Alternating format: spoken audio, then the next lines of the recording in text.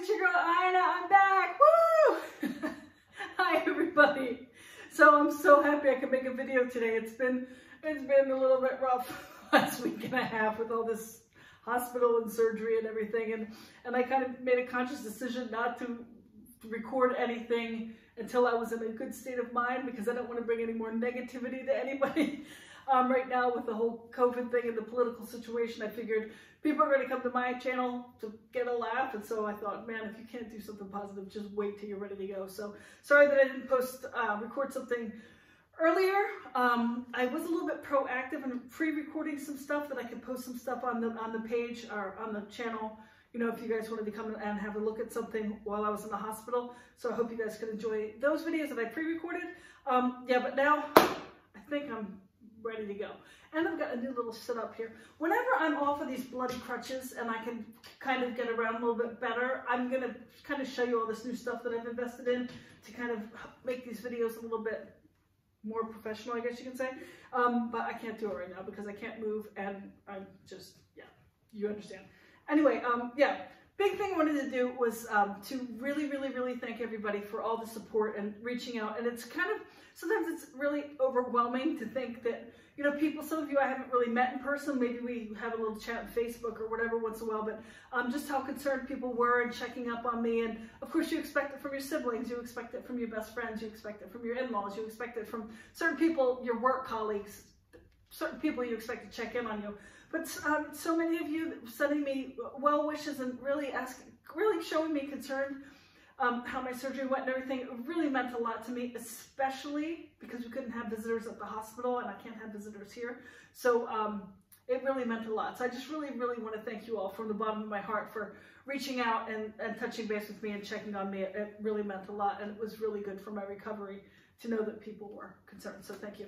So I had fully intended on shooting a video in the hospital. I had this idea, like with the pain pump, and I just wasn't feeling it. Like I said, if I don't feel positive and I don't feel good, I don't think that it's a place to start making videos. And I don't want to bring anybody down. So I didn't record anything in the hospital. And then also, like, when I came home, I just wasn't feeling it. So like, it's kind of ironic because I just had this knee done and I went in with like such a positive, I guess it's kind of like childbirth. Like, if those of you who have had more than one child, like, you know what's going to happen the first time. Even if you haven't had a child, even if you're just pregnant, and like, you know, at the end of 9 months, you're going to have to fit a watermelon out of something the size of a lemon, and that's not going to be comfortable. So like, that's kind of like having a second knee replacement. Like, you know what happened with this one. Like, you're not stupid, and you know that exactly what happened, and you're going to do it a second time. Like, so I guess I just forgot how bad it was because I went with this positive attitude, like, oh, I've done this before, like, no sweat, I got through this one time. And I kind of forgot how bad the pain is. Oh, I just spit, sorry. How the pain is, and it's the first week and a half, 2 weeks are really rough. So, and I guess kind of didn't remember that. And funnily enough, not funny, it's like a, what's that movie, Hostel? This is my Hostel story. This is my Hostel story. That movie Hostel, if you haven't seen it, don't watch it. It's disgusting. It's terrible. But anyway, so I get to the hospital to check in, and like, everything's different now. Like, you don't go to your room and get settled and like set up your laptop and get your toiletries in the bathroom and kind of get your stuff, like get your underwear and your socks in your little closet. It's not like that anymore. Like, you go to the front desk of the hospital and like, they basically take everything you have, like they took my crutches, they took my suitcase, and they're like, they label it, but it's not, you know, like when you go to a hotel, like when you're going on holiday and they're like, okay, your room's not going to be ready at 2 o'clock, but you can go have lunch and a cocktail and take a dip in the pool and then come back to your room at 2 o'clock, your bags will be in there, blah, blah, blah. It's like that, except at a hotel, you get to go have a cocktail and lunch and swim in the pool. At the hospital, you get to go have your bones sawed. So you check in, and like, you don't get to your room, like, you're on your own 2 feet, you're not like in a bed getting wheeled to the thing, like, you're walking around. So I go from the front, but Tina couldn't come in with me. I'm like giving her my wallet and my valuables and everything, and they took my suitcase, like I said. Then I go up, and then there's no waiting room. They don't have waiting rooms. You don't sit in the waiting room anymore because the COVID stupid crap. So there's a chair here, there's like a chair there, but I'm up out there by myself. And I'm right outside of the operating room. So the operating rooms are here, and I'm sitting in a chair trying to swallow my tears and swallow my tears and swallow my tears. I'm just a big baby. I try to act like I'm a tough girl. I'm not. I'm a big baby. So I'm sitting there like by myself, like in this foreign country, even though I've lived here for 20 years, swallowing, like swallowing. And then I hear,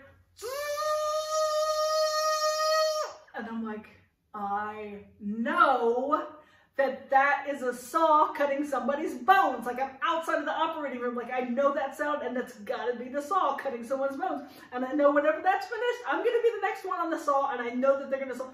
And so then like your brain starts like freaking you out, and I'm like, I knew that this was gonna happen. Same thing like childbirth, like you know what's gonna happen at the end, and I knew that that's what happened, but it's just kind of like abstract. It's like an abstract thing, like you go to sleep, you wake up, you have a new knee, like finished.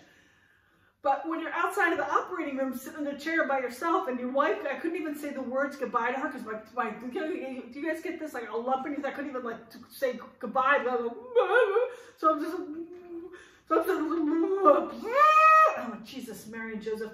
So I'm listening to people getting their leg chopped off. No, and I'm getting my leg chopped off next. But then, okay, so then I got my gown. They finally took me in, got my gown and everything. And then once you get in the operating room, they give you the little IV, and then you go to Happy Town for a little bit, and then when you wake up, yeah, you have a new knee. Incidentally, both of my prostheses, is that a word? Both of my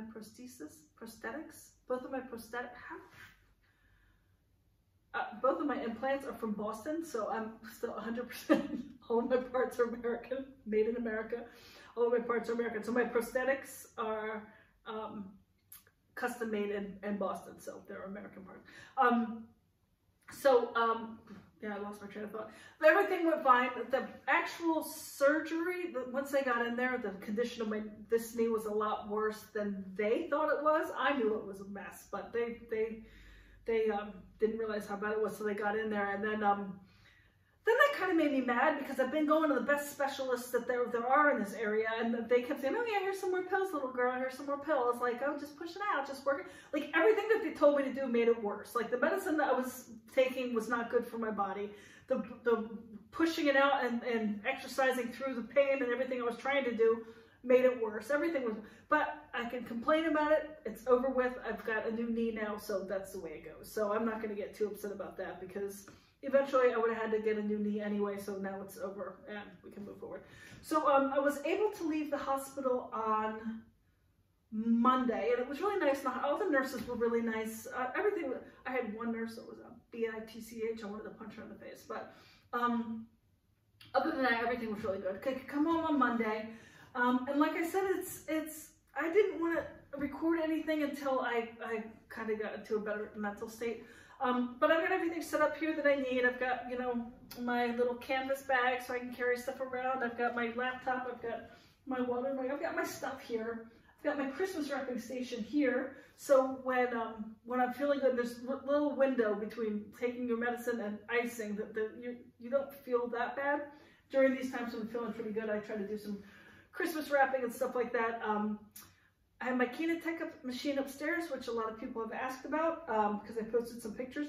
All that is a passive movement device. So it moves your joint, it moves your leg without using your own muscles. So you can you can put your leg on there and fall asleep. It does the work for you.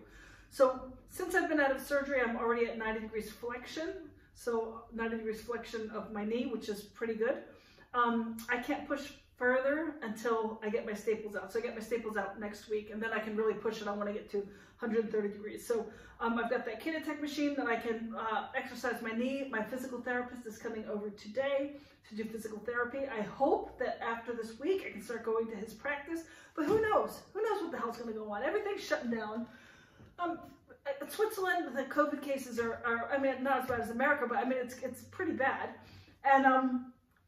And things are just getting shut down. I have a feeling schools are going to get shut down again. It's just a bad situation. So anyway, I'm looking forward to Christmas, but I think it's just going to be the two of us here, which is also fine. Just like, you know, if you try to look always at like the bright side of the silver lining, like I couldn't have visitors in the hospital except for Bettina could come once a day. But because I didn't have visitors, like normally, of course, my best friends would come, my mother-in-law would come, people would come visit me.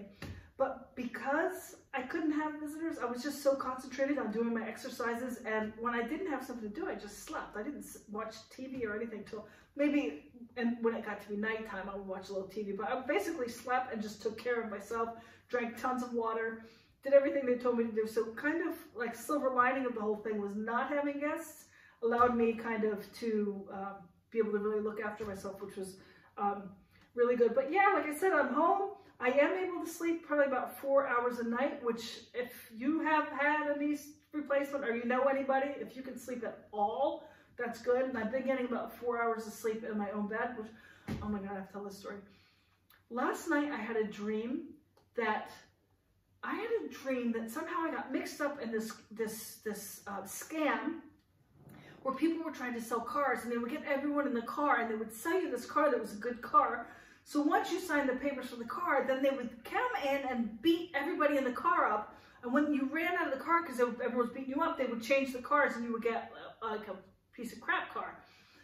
So this is what I was dreaming, that I was in this scam, and I kept getting beat up. And I think because in my dream, I was like kind of like in a papoose thing. I think because I had myself wrapped in my blankets, and you know, it's not really easy to move around in the bed when you have this surgery.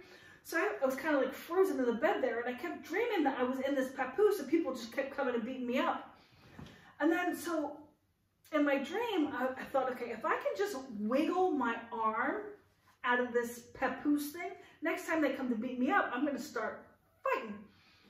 So sure enough, in real life, I get my arm out from under the covers, and I had my arm here, and then in my dream, when the people came to beat me up, I start punching, but not like punching like that, like mom style in the backseat of the car, slapping the shit out of somebody, like back of the hand, like backwards punching, like bam, bam. So I started doing this in my dream. Well, in real life, I'm in my bed next to my wife, and I'm punching the crap out of her. I'm punching her in the face in my sleep, beating my wife up like this, as hard as I can. Bam, bam, bam.